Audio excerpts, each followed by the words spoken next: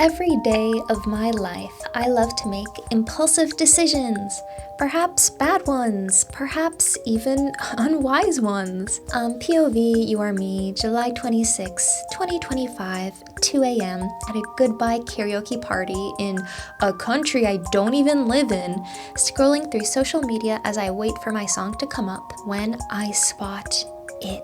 The Dokijam, a 2-week-long game jam themed around one of my favorite VTubers, Dokibird, happening a week from this date. I really should not be doing this. I have 2 days of traveling the night before the jam starts, then a convention coming up right after the jam ends that I need to prepare for, and a whole lot of other projects that I've got on my plate. No. It would surely only cause me undue stress and anxiety. As much as I love Dokibird, it's just not the time and place for— who am I kidding? I DM one of my best friends, who I am actively working on another game with right now that is not finished. We're in the middle of that. And I tell her, oh wait, what if we did this? And my dear friend Mini Starfruit agrees. Usually I don't plan for what sort of thing I want to do for a game jam before it starts, but I wanted to at least plan what we wouldn't do this time around. Namely, I wanted to do something new, something uncomfortable for me, something different. I'm so used to making narrative or puzzle-based games, but when was the last time I made a guy walk around on your screen? Something combat-based. Never, that's when. So I started rotating some ideas for what sort of game I might be making. A turn-based RPG? Possible, but kind of hell to make fun in 2 weeks. A real-time strategy game? No, I don't play enough of those. A Metroidvania? Definitely not. I've never played one in my life. I was, of course, not joined just by my good friend Minnie. After scouting out some people in the Dokijam server, we ended up finding Ven, who did an amazing, awesome, stupendous job creating 4 original song tracks and a ton of original Foley noises for the game. Between the 3 of us, we had Minnie on art and writing, Ven on music and sound effects, and I am gameplay design and programming. We decided to make our project in the lovely Godot, and it was my first time making a game entirely in Godot, on my own, with no other programming help whatsoever, so, gulp. One of the wonderful things about writing this devlog is that due to the different time zones as well as the large length of time for the jam, the vast majority of correspondence was done over Discord DM, rather than in a call like I am typically used to for game jams. Thus, I have a beautiful day-by-day timeline of the entire event, and we will be going over it! The theme is announced. Chain reactions. We ended up going through a variety of ideas, triple-checking the definition of chain reaction and wondering if we could go with something story-based or gameplay-based or what. Perhaps there could be multiple regions, and doing something in one part of the world causes visible and persistent changes in other regions. Maybe Doki literally uses a chain to attack? We decided to have a bit of an overlap of 2 concepts. The chain reactions are present in both the story, having Doki set off a bomb at the start and creating a chain reaction of events that lead to its ending, and the gameplay itself, having bombs that set off literal chain reactions of explosions. It is here that we decide to go with a Metroidvania-ish idea. The game itself would be split up into 3 areas. The first was a ruined cityscape inspired from the trailer for the jam that had more of a Metroidvania-esque feel. The player would need to explore the city and find their way out. Doobie, a VTuber friend of Doki's, Train would be the second area, featuring a linear lineup of cars with a variety of enemies as an enemy rush phase. And finally, we would have a boss room, where we'd have a bullet hell boss or something, I don't know. We just needed a boss. We'll figure it out later. I will be honest, I think this scope was a bit ambitious, even as we were coming up with it, but I figured if worse came to worse, I could quickly scale down to just the first area or even the first 2 and figure it out from there. Scoping correctly is the #1 way to make a good game, by the way, but that's a talk for another devlog. Within just an hour, Minnie had a sketch of the title screen and the energy for the jam was captured. We also spent a good amount of time deciding the scale of the game, in terms of how much information the player could see on screen at one time, how detailed we wanted the pixel art to be, etc. It's actually a really important decision to make early on, especially for a pixel art game where assets cannot be easily rescaled. We ended up settling on a insert the pixel dimensions on the screen here, dimension, because we felt it had a nice balance between busyness and clarity. Hopefully you agree. We also decided on the style of dialogue for the story, whether it would be visual novel style or speech bubble style. I know I said I didn't want to have a super narrative heavy game, but just a little bit of narrative flavor, it was pretty important and fun to us, especially because we wanted to capture Doki's personality, and this seemed a pretty easy way to do it. So we went with the more visual novel style dialogue system so we could have a ton of fun character sprites throughout the game. In the meantime, I was making the character controller, which, by the way, I have not made a character controller since following a Unity tutorial when, I was first learning how to program games, just to give you an idea of how utterly out of my depth I was during this. One of the things we wanted to do was have Mint, one of Doki's friends for those of you who don't know VTubers, float around Doki as she ran along. I wanted to make sure that Mint would trail Doki and not just snap directly to Doki's position, nor stick too closely to her. I also got some bounding boxes working for the camera movement, so that the camera would smoothly transition to different positions depending on which room Doki was in, as well as a gun that would move separately from Doki. Finally, I set a very basic enemy that did nothing but sit there and die. And that was what we got done for day 1. When I woke up in the morning, I saw that Ven had gotten the draft of the Ruined Cityscape song finished, and that was absolutely lovely. They went for a more arcade game vibe to fit the colorful, fast-paced tone of our game, and I think it turned out awesome. Minnie had also finished the first draft of Doki's sprites. I slapped her in-game, and suddenly I had a beautiful little Doki running around. I set up her gun arm in such a way that it would flip around and be in a different position on her sprite depending on her own positioning, which sounds very simple but actually was incredibly annoying to implement for some reason. I gave her dash functionality, added knockback to the enemies depending on directional input, made a bomb that generated an explosion before disappearing, and gave Doki health and the ability to die. Even if nothing yet happened when she died, it just gave a little print statement, but she was technically dying. I also implemented my own custom dialogue system that pauses the world and can be called by triggers from the world. At the moment, there were only temporary sprite assets used, but it existed and the sprites would react depending on who was talking. I also started doing game design today, now that I had a better feel for what would actually be in the game. I made the first draft of a map for the city area, and I decided that I wanted 2 different routes for the players to go through.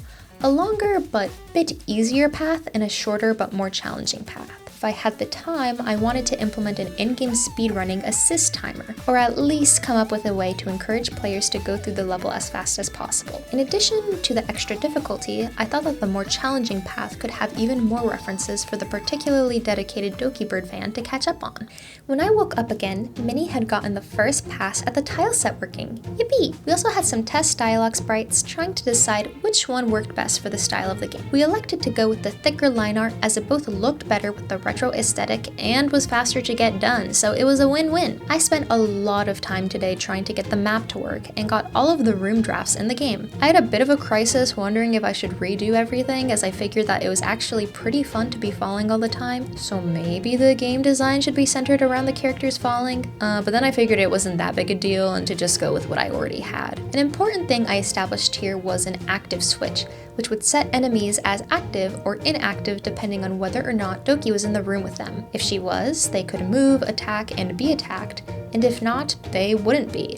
This was both good for performance and prevented any stray bullets from Doki accidentally hitting something off screen. Today, I also implemented the wall slide. At first, I had Doki automatically jump off of a wall whenever she banged into one, but it felt pretty bad. After looking at other platformer games, I realized that a wall slide / grab felt pretty good and gave the player a moment to reorient themselves and decide where to go after jumping onto the wall. One of the main things we needed in the game was a door that Mint unlocks whenever you kill all the enemies in the level. I got that working today, so by the end of the day, the game was starting to shape up into an actual game. Still pretty scuffed looking, and the dash was spawning a bunch of Dokis for some reason, but hey, it was the game thus far after only 3 days. Woohoo! I woke up this morning to some beautiful UI work from Minnie as well as Mint's talk sprites. The dialogue boxes were now starting to shape up into something beautiful well, yay! Today was also the day I faced one of my biggest fears, enemy design. We had decided earlier in the jam that we wanted 4 types of enemies based on the 4 types of dragoons, which is the name of Doki's fanbase, that existed. Egg dragoons, normal dragoons, long dragoons, and chonky dragoons. Each would have different behaviors for combat. I decided that I would focus on long dragoons first, since I wanted them to be the shooter type enemy, and I already had some bullet logic finished for Doki's gun.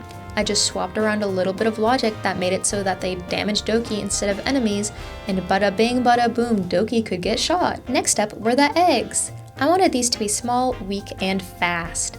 They would wander around aimlessly until they noticed Doki, then dash super fast in her direction. They would notice you if you walked too close to them or if you shot them, alert the other eggs in their group, and then dash toward you. I was pretty happy that I managed to get group alert working.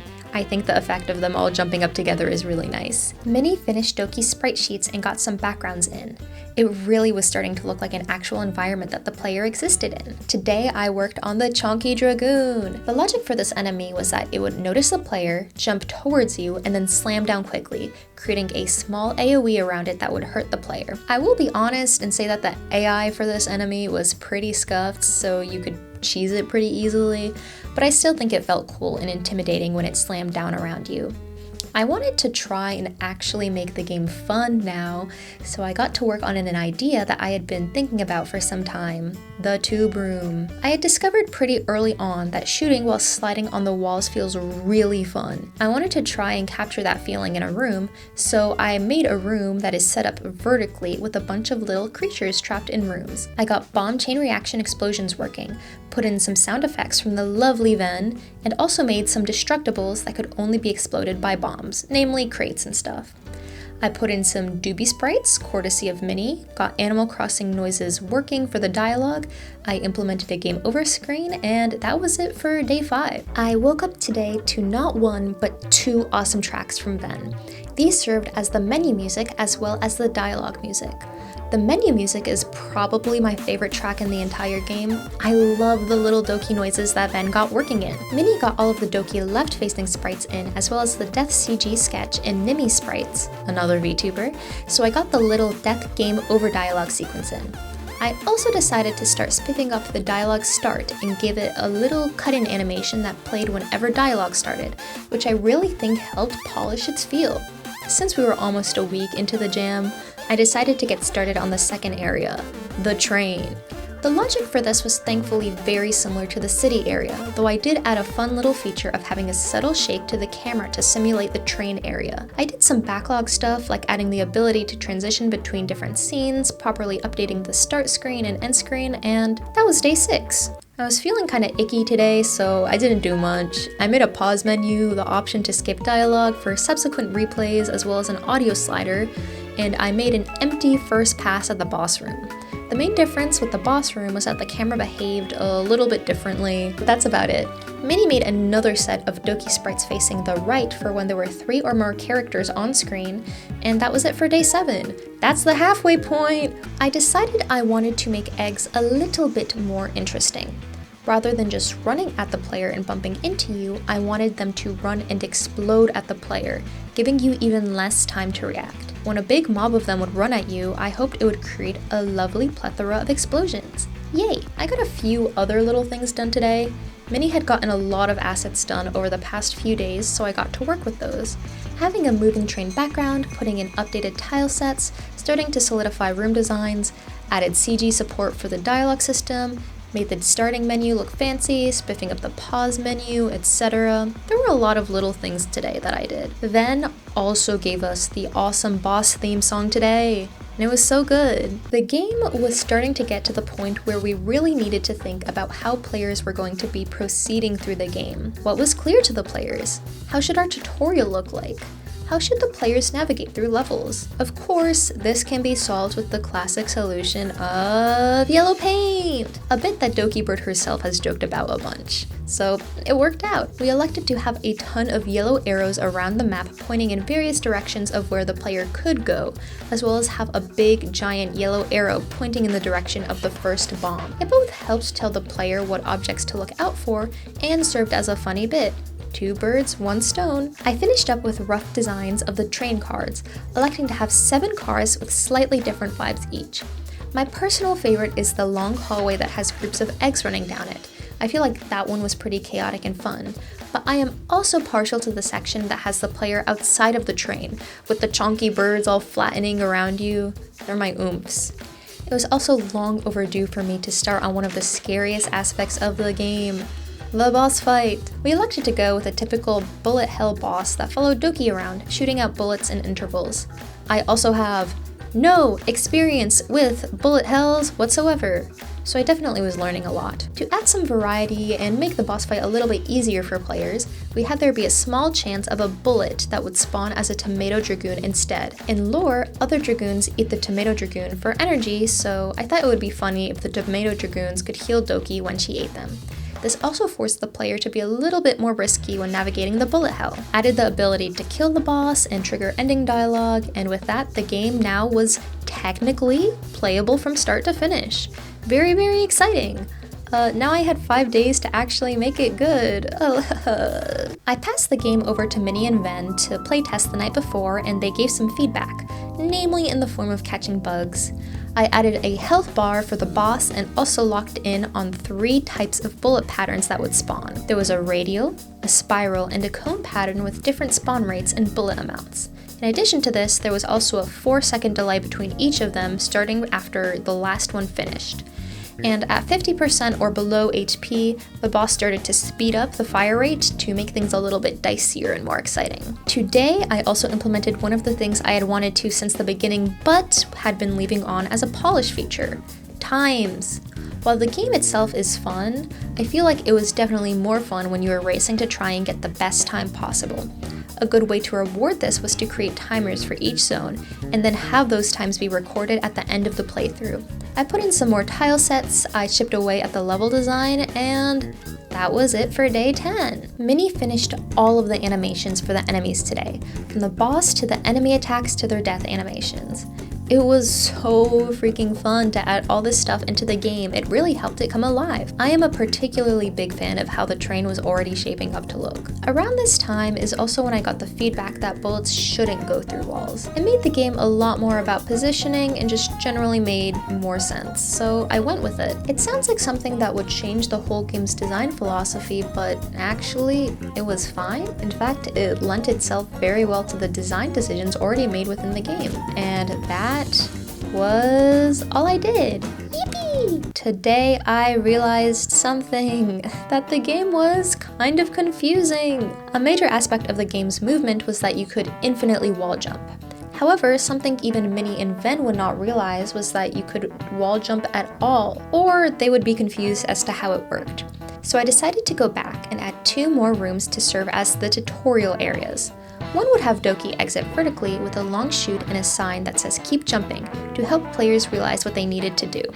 The second room would include some bombs and crates blocking the way out, letting players know exactly how it was that they needed to exit the room. So I started on that, as well as going through and implementing the backlog of BGM and sound effects that I had yet to implement. And that was today. Today, I did nothing! I went to a party with my friends! Yippee! By this point, Minnie and Ven had basically finished up all of the assets I needed from them, so everything left was completely up to me. Gulp.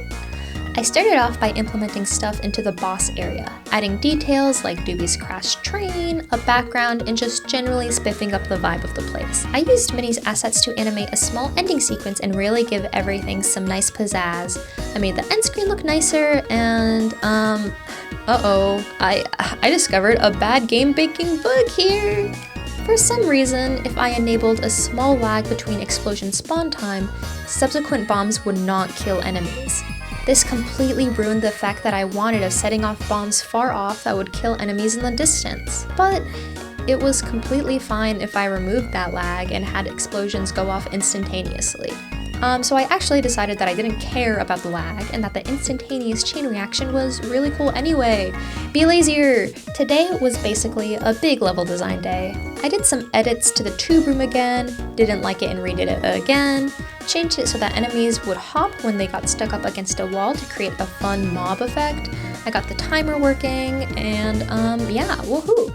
I decided to also send out some playtesting feedback forms to some friends right before the night was up to try and get some last minute feedback.